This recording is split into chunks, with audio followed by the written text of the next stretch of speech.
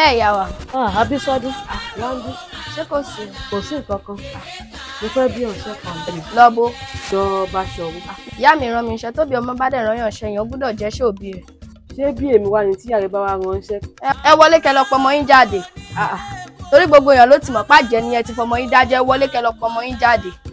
Mo tètè lọ síbi tí ìyá mi rán mi.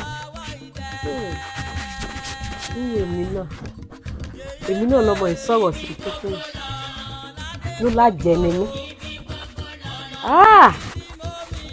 Ó tún ní mo fà àwọn ọmọ mi dájọ́ ńlọmọkọ́nù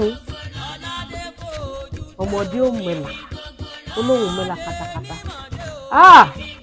Ó gbà ìní bẹ́ẹ̀ lórí rẹ o, orí ìyá rẹ tó bí ọlọ́mọ òun ní ti bẹ̀rẹ̀ o ń sì yí lákàlàkà àtiwá àtìyá rẹ ẹ gbà.